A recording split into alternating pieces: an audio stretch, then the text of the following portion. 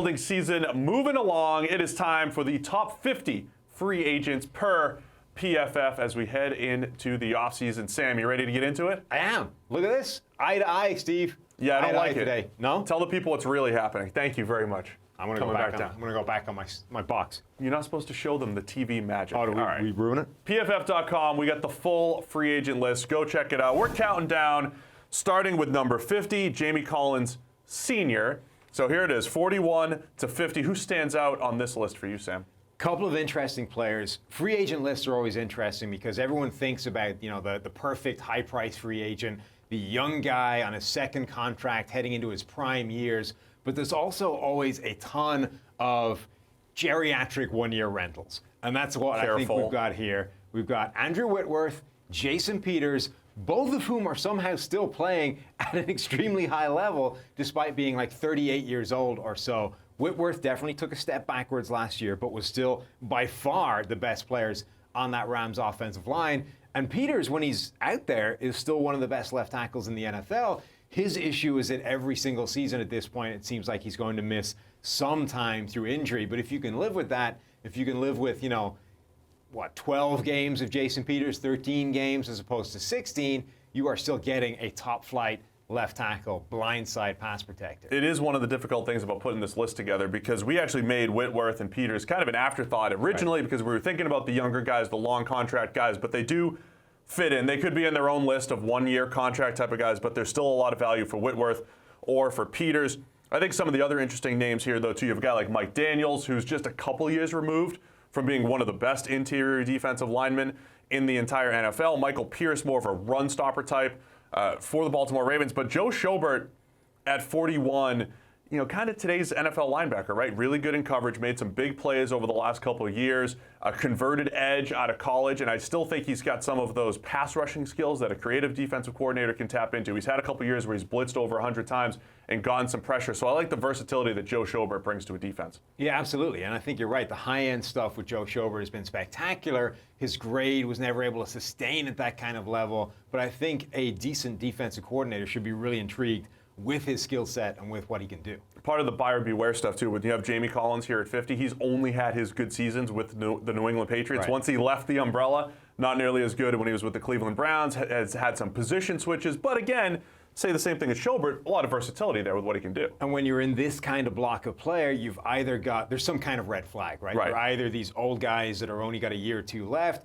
or you're talking about a Jamie Collins who's only been successful in New England, or there are players that are very much one-dimensional. Michael Pierce, Shelby Harris is a playing time thing. It's any time they've tried to scale up his playing time, it hasn't been nearly as successful. So this kind of era, you can definitely get players that will help your team, but there's question marks about all of them. All right, let's get to the next group of 10, 31 through 40. And again, the theme with a lot of stuff we do here, we're not just grabbing the best players. We're grabbing the players that are going to be the most valuable, the ones that are going to help in the pass game more than they're going to help in the run game.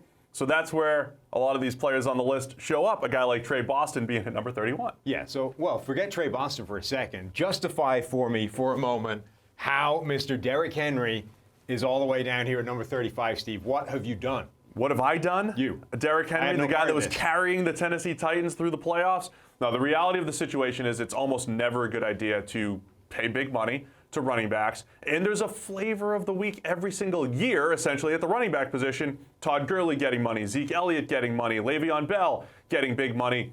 And it's just not justifiable because look at Le'Veon Bell last year. Why was he not successful? Because he didn't have the offensive line, because there was no weapons, because the quarterback wasn't as good as Ben Roethlisberger. So the running back is so dependent on this, and this happening before they can create all those yards that Henry created during the playoff run. I mean, look at almost all of the recent big money running back contracts. You mentioned Le'Veon Bell. You've got David Johnson as well in Arizona. Todd Gurley, who apparently they're trying to trade, but they're not going to be able to get rid of because nobody else wants to make the mistake the Rams made in giving him that giant contract. So look, Derrick Henry was spectacular this year, but it didn't start until Ryan Tannehill got in the lineup. Right. Ryan Tannehill, that team was 2-4 with Marcus Mariota at quarterback. Tannehill comes in, sparks a change. Derrick Henry is a different human being. The other thing that changed was the offensive line was dramatically better by the end of the year. They were incredible than it was at the start. And as much as some of his numbers, including the advanced numbers that people think of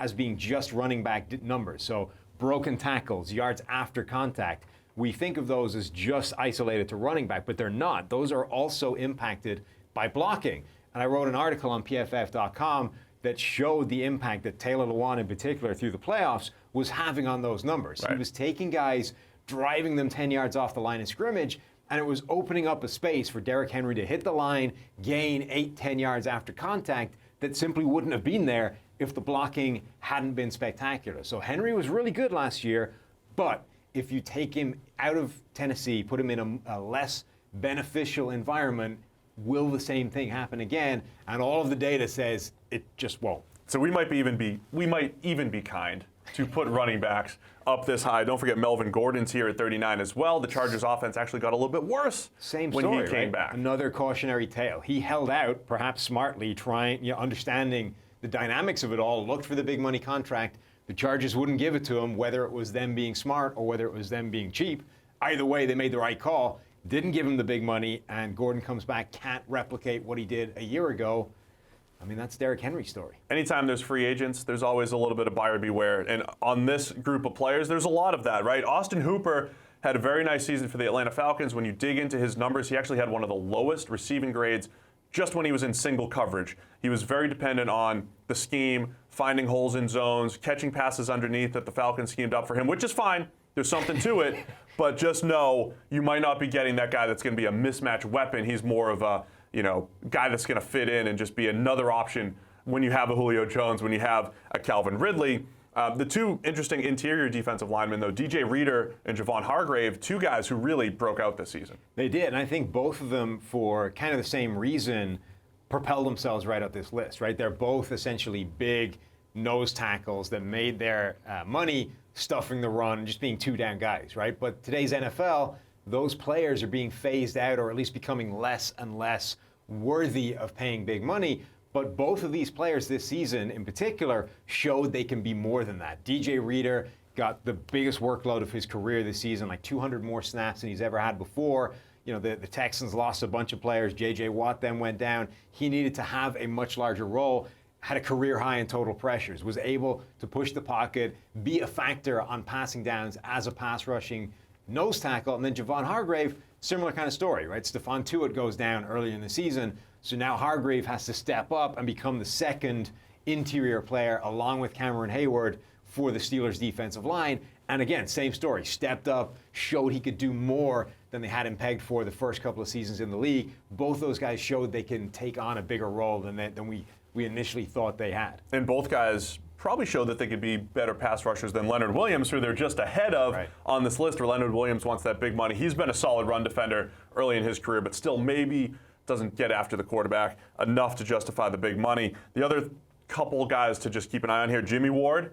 He's coming off a career year, by far, unbelievable work in the back end, playing safety, more free safety for the Niners. And then Brashad Perryman comes out of nowhere, making some incredible catches, actually starts catching the ball and showing some of that first-round ability from a couple years ago. So got to just be careful with those guys who broke out. And then sneakily, this Trey Boston, who I mentioned earlier, 3 straight years of valuable play in the back end, makes a lot of plays on the ball. He really does. At free safety. Consistently grades well. I would be really intrigued with Perriman because it's not the strongest wide receiver free agent class in the world. And Perriman is a former first-round pick, does have a lot of talent. Blazing straight line speed was one of his calling cards coming out as a prospect, and then he was making some spectacular catches this season. He showed that in college as well, right, when given the opportunity. So look, career started disastrously, but now, I mean, maybe he's a good reclamation project. Let's move on to the next 10, 21 through 30. We see Eric Ebron there at tight end. We compared him to Austin Hooper. Don't love Ebron as a player, but I think the difference was he has started to show that he could beat single coverage a little bit more consistently than in Austin Hooper. The other interesting names here, Shaq Barrett just had 20 sacks, Sam. How is he only at number 25? Yannick Ngakoue has multiple years as an excellent pass rusher. The questions are going to be, how are these edge defenders, Eric Armstead as well, coming off a career? How are these guys so low? So there's kind of red flags about all of them, right? Eric Armstead, career year this year, but career year in a contract year when it is a dramatic outlier from what you've done in the past. Right. it's just concerning. You know, you've got to at least be a little bit worried about throwing all of the money at that guy. Plus, he's never had as much help around him as he had this year. Nick Bosa comes in, D Ford. They were 4 or 5 deep getting after the quarterback. So that's going to help you get pressure as well. Shaquille Barrett is an interesting guy because, you know, PFF was championing this guy when he was a backup in Denver, saying he was dramatically outperforming his playing time, deserved more of a chance to show what he could do. And now we're the ones saying, whoa, let's pump the brakes on this. He's not quite 20 sacks good. So I think of his sacks, I think it was 8 of them were either cleanup or unblocked. So this is kind of a similar story. Tough to sustain that, remember that Vic Beasley season, right? Incredible sack numbers, and it's like PFF was not high on that season, and it was never able to repeat it because you just don't repeat seasons where almost all of your stuff is cleanup and unblocked. Those don't come around very often. They're just anomalous freak seasons. They're dependent on everything else around you. So this was Shaquille Barrett's best pass rushing grade of his career, but it wasn't a dramatic departure from what we've seen all the way along. He is a good, not great pass rusher. He just had great sack numbers this year. And then Ngakoue, kind of a similar story in that he's had a lot of pressure, but his grade has not been able to sustain itself at that incredibly high level. And I think honestly, because of his speed, his athleticism, his dynamism, we sort of expect him to be a little bit better than he actually is on a down-to-down basis. But his best season was 2017, and again, he's been good, not great. So there's a clump of edge defenders in there, 3 offensive linemen at the top here. Jack Conklin, he was really good down the stretch for Derrick Henry. His big concern, though, the true pass sets. When you have to throw the ball on 3rd and 8. He's not the greatest pass protector in the world, more of a mid-tier type of pass protector at right tackle, but an excellent run blocker, can kind of play in any scheme, zone or gap. So he's done well there. A solid right tackle in a league that doesn't have a lot of great right tackles. That's a big part of it. Brandon Scherff has been good, not great at tackle. It's the theme of these guys. They're a bunch of good players, and Joe Thuney's been the same. He's gotten better every single year, become a pretty good pass protector. A little bit like David Bakhtiari. Remember Bakhtiari early in his career couldn't handle power all that well. That was Thuney early in his career, and he started to handle the bull rush better, which has made him one of the better all-around guards in the league. Right. So the 40s was the big red flag guys. Something significantly concerning about this. The Is good, not great. Is good, not great. Players. Or old. Devin McCourty, who's had a history of really good seasons, but he's 33. He could play in different roles as well. Same with Emmanuel Sanders. So again, all these guys end up on lists, the part of the list for various reasons. The encouraging thing with Conklin in particular is that early in his career, they gave him a ton of help. So best grade of his career, I think, was his rookie season. But he had more help that season than basically any other right tackle in the NFL. They knew that he was not amazing at those true pass sets. They gave him a lot of chip blocks, a lot of help from an alignment point of view. They've dialed that back. He doesn't have as much help as he used to, and his grade is kind of hovered around the same kind of level. He's still, so I would say that demonstrates a sort of improvement of sorts. They've given him less help. His grade is still about the same, but that means he's doing better because he's doing it more on his own than he was. Let's get into the top 20, and we got to reiterate here the way our free agent lists are going to look compared to others. Positional value is at a premium here, so. Breaking news, all the quarterbacks are going to be sitting at the top. You have guys like Jadeveon Clowney, who I'm sure are going to be top 3 on other lists. All of these players are top 10 caliber free agents if you take the quarterbacks out of the equation. Perhaps the biggest name here, A.J. Green, sitting at 11 at wide receiver. Just wait till we get to the top 10 to see what you did to the quarterback, Steve. You're right, though. It's an interesting dynamic because quarterback is the most important position, the most valuable position in the NFL. So if anyone has a shot at being a decent quarterback, they have to be at the top of the list. But yeah, there's some fascinating. This is where the sort of top tier other position players start to emerge. Clowney has back-to-back now really good seasons, and he's always an intriguing player because the hype around him coming out was so intense. It was so incredible that this guy is a generational, game-changing, athletic freak that's going to completely transform everything. And he hasn't really become that player. And even at the NFL level, he's been a better run defender than he is a pass rusher. Right. But he's at least settled into this really top-tier run defender, pretty good pass rusher, but it doesn't look like he's ever going to take that step to being, game-changing, freakish defensive player of the year kind of caliber player. So you got to know what you're getting into. You've got to know what you're getting into, and you've got to be prepared that, prepared to be disappointed. He's never going to be that player that you think he should be. But this is, there are certain players like that where 80% of what you think they should be capable of is still really good. And don't throw the baby out with the bathwater just because they're never going to get that final 20% of potential. A lot of these guys on this list bring something very specific to the table. Hunter Henry, we have him as the top free agent tight end. He's, when healthy, shown that he gets open better than anybody else on this free agent list. Maybe top 5 in the NFL in that regard, and has been, Philip Rivers' best friend in Los Angeles when he's been on the field. So Henry, still young, still has a lot of football to play. I think he'll be coveted. Corey Littleton has emerged as one of the best coverage linebackers in the NFL. Not great against the run, but in the pass first NFL, he brings a ton of value. And then Anthony Costanzo, mulling retirement, but if you can steal him for another year or two, he has been one of the best offensive tackles in the NFL quietly over these last couple of years. Excellent in the run game, and you can trust him in pass protection more than, say, a Jack Conklin. And consistent as well. It's not an easy position in the NFL to be consistent year after year, and he's been able to back those up for the past few years and been a real rock on the left side. I'm really intrigued by Teddy Bridgewater. Based off what he did this year, heading into the year, it was like that knee injury has meant that he's no longer the same guy. Every time we saw him for the Saints, whether it was in mop-up duty, week 17 games, it didn't mean anything. Preseason, when he's dealing with the backups, he just didn't look like the same guy. He looked like a player that had been broken and was no longer kind of capable of quality starting play. And he kind of looked like that when he first started. When he came in for Drew Brees, when he hurt his thumb, Teddy Bridgewater's now on there. Same kind of story. Wouldn't push the ball down the field, looked like just, a shell of himself. And then he found his groove. He started to push the ball down the field. He started to make a few more bigger plays. And by the end of that 5-game stretch, it's like, look, this guy can start. This guy can be a quality starting quarterback option for a team that needs it. Of the quarterbacks on this particular list, a lot of differences. I think Teddy, even with that emergence late in his starting run for New Orleans, still lands on that game manager type of spectrum. Yeah. So I think if you have a team that has a good defense and wants a quarterback that you can trust to take care of the ball, Teddy's your guy.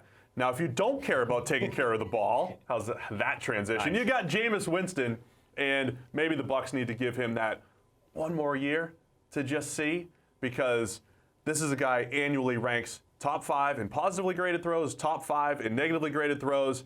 It's going to be all over the place, but the positives outweigh the negatives with the right supporting cast. I mean, Jameis is the poster boy for volatile quarterbacks. He is the guy that tests whether you care if the ball is being put in harm's way if you're making enough big plays.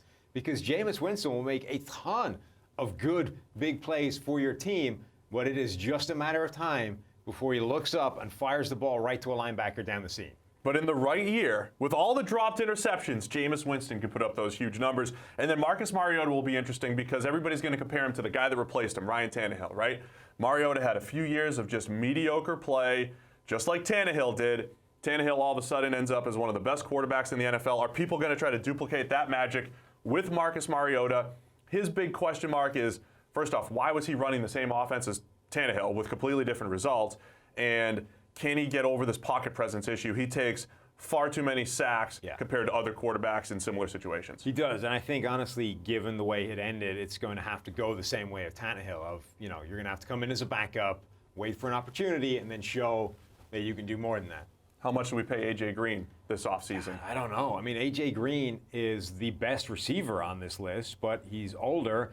He's just come off a season in which he never made it onto the field, and they expected him back for basically the entirety of the year. Never ended up happening. I don't know. All the old risky quarterbacks, Brady, Breeze, Rodgers, would love a healthy A.J. Green. The question is, would he be healthy? Speaking of Brady and Breeze and all the quarterbacks. Speaking of quarterbacks. Here's the top. Okay, and when we sorted through this, we were trying to balance the difference between Breeze and Brady in their 40s, most likely year-to-year type of deals. Dak Prescott, who's going to be more of a long-term type of contract. Rivers, who isn't as old as the guys in their 40s, but he's still got a little bit to offer. And then your one-year wonder in Ryan Tannehill, who we just talked about. 8 years of average, one incredible year with the Tennessee Titans that's going to be tough to duplicate. What is most interesting about this list of 5 quarterbacks sitting atop? Well, honestly, the most interesting thing about this list is I think that at least 3 of them, probably 4 of them, don't hit free agency. Yeah, so we expect Breeze to go back to the Saints, right? Ultimately, we think Brady goes back to New England as well? Maybe. I think Tannehill definitely gets franchised. Yep. I think Dak stays in Dallas. He'll stay in Dallas, whether it's a franchise or a long-term deal. So you've got at least 3, probably 4 if we think Brady. I think Phillip Rivers is really the only one The guy who's out. that's on the move because both parties appear to be done. A lot of rumors about Rivers moving back to Florida. Is Jacksonville involved? Is Tampa Bay with Bruce Arians involved? That'd be a fascinating little combination. Weird. Is he the Dolphins guy? Do the Dolphins just say we're going to use our draft picks everywhere else and forget about the young guys? So these quarterbacks, again, Breeze faltered a little bit down the stretch. Brady coming off his worst year, but it wasn't as bad as the numbers showed because he had his worst playmakers. Dak had his best statistical season, but I think that was elevated by Amari Cooper and the play calling. Rivers, everybody loves to write him off because he throws a couple ducks in prime time, but he's still capable of moving a team. And then, of course, Tannehill, one of the biggest outlier seasons that we've seen. Can he duplicate that in Tennessee? So those are the question marks for those top 5. And there is Amari Cooper, who we talked about, and then Byron Jones. The fact that Dallas has 3 guys in this top 10 is interesting as well. Interesting and concerning if you're Dallas. So I think this is essentially the top 5 free agents that aren't quarterbacks. Right. And this is an interesting list because you've got Amari Cooper and Chris Jones and even Anthony Harris. In fact, the first 4 of those guys who are all the sort of prototypical top-end free agents, right? They're young, they're hitting that next contract, they're trying to get the big payday. They're pretty much at the top of their position. You know, Cooper has the talent to be a top 5 wide receiver. Consistency drags him down into more of that top 10 range, but he can be spectacular. Chris Jones has a legitimate case to be seen as the best interior defender in the NFL that isn't Aaron Donald, which sort of rotates every year. But if you go 2-3 years sample size, Chris Jones has the 2nd most pressures in the NFL, the 2nd best win rate in the NFL among interior pass rushers. He is a beast coming off a Super Bowl in which he could very well have won MVP. He was the guy batting the passes at critical times. Dominant up front, making those big plays. And then Anthony Harris is a guy who is always graded well for us. Even dating back to college, that guy just, every time he's on the field, makes plays, grades well. The Vikings eventually sort of saw it, realized, gave him an opportunity to start next to Harrison Smith, and he has a career year, makes PFF All-Pro team. He should get paid. He picked off Breeze in that playoff game. He makes a ton of plays on the ball. Byron Jones, a couple years ago, was sitting as our top-graded corner throughout much of the season, despite not picking passes off. He can play sticky man coverage against good receivers. He has a little experience playing safety if you want to tap into some of his versatility, even though he has emerged as an outside corner. And then Chris Harris, he's another one of those guys in his 30s, but just all-decade team for PFF as a slot corner. Once you move him back to the slot, I think he still has a good few years in him. That, I think, is critical. I mean, he earned himself a transition throughout his career from slot guy only to slot and outside, depending on whether we were nickel or base, to full-time outside perimeter corner, manning up against the best receivers he was going to face every single week. And I think he definitely earned that, did well in all of those roles. But now, I think similar to Brady, he needs just a little bit more protection than he did earlier in his career. So move him back to the slot where he began so well and let him do what he does best. Let him play the slot, let him, make an impact against the run, rushing the passer on those, nickel blitzes. I think he can still be a top level slot defender, and the NFL needs a ton of those. So there you have it. It's PFF's top 50 free agents. Don't forget, it's positional value. All of these guys will affect the pass game. So be sure to hit that subscribe button and check out the rest of our YouTube channel for more great team-building season content. Thanks for coming back down to your normal size, Sam. Anytime, Steve. You want to get rid of me and get back to more great PFF YouTube content? All you have to do is push that button right there and subscribe. Thanks for watching.